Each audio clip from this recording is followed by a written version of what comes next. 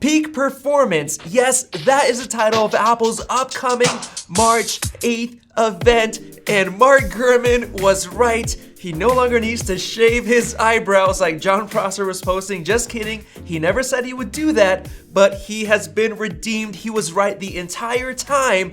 And we are so relieved because we've had an Apple tech drought for the last 3 months, making all these leak videos. We're finally back to getting some real Apple products. But the craziest thing about all of this is the title, Peak Performance, which has some major hints for what we should be seeing at this upcoming event, alongside with some brand new leaks that we just got over the last couple of days in terms of what we should expect. So before I get into all of that, I want to get into the products that we knew were going to be coming and talking about the specs and features that we should expect for those new products. First of all, we were expecting a new iPhone SE for months and months now, and it's basically going to be the iPhone SE 3, and it's not going to have a new redesign, which is very disappointing according to Ross Young, who says it's going to have the same old 4.7-inch display, yes, with the same home button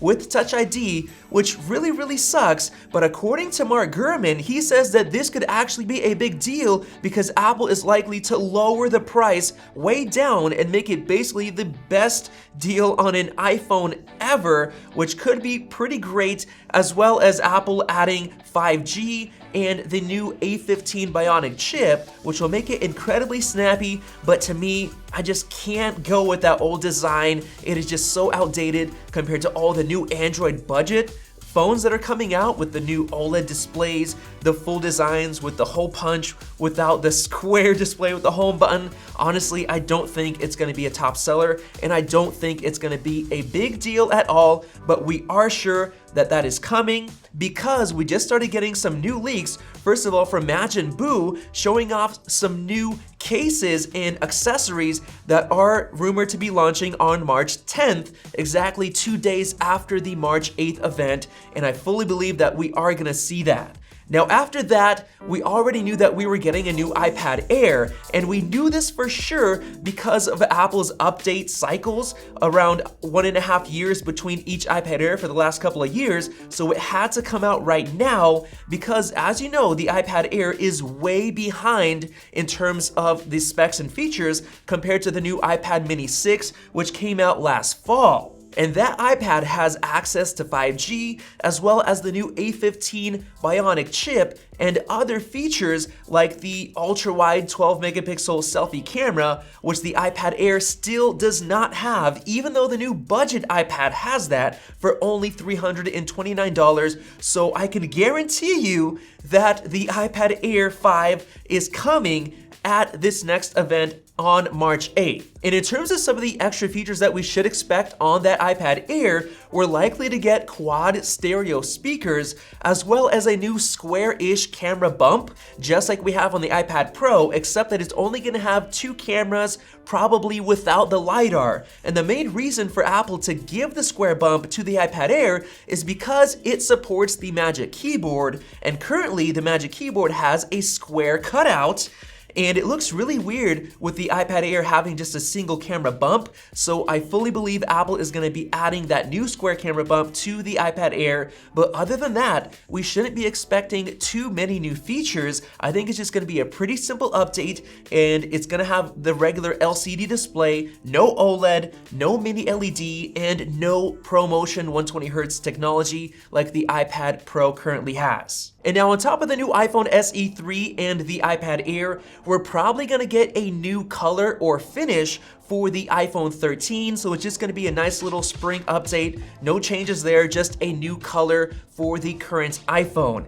And now, with all of that said, let's get into the most exciting and most important part of this entire event and this new invitation, which is titled Peak Performance. The big point that you need to realize is that the iPad Air and the iPhone SE are not going to get any changes to performance at all.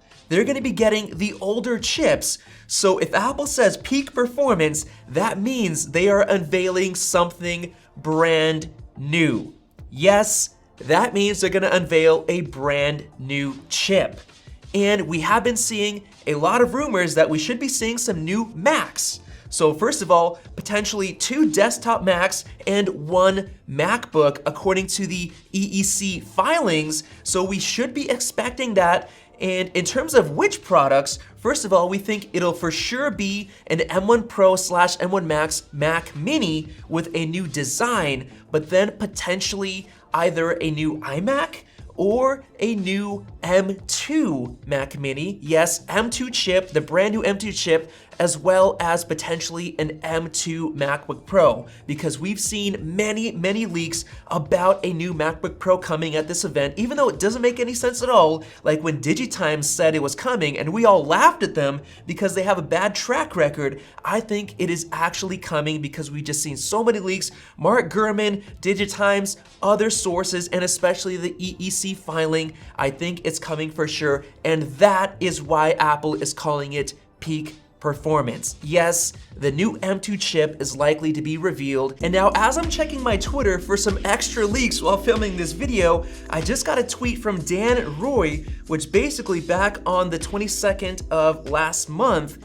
he posted a leak for March 8th, 2022, an Apple event with an iPhone SE, iPad Air, and a MacBook Pro. So really guys, I think we're gonna be seeing a new MacBook Pro, and unfortunately, Mark Gurman said that it's gonna have a 13-inch display. It's not gonna be 14-inch like the current $2,000 MacBook Pro that we have, but he says it's gonna have the old design without a touch bar, and that sounds really weird for Apple to do.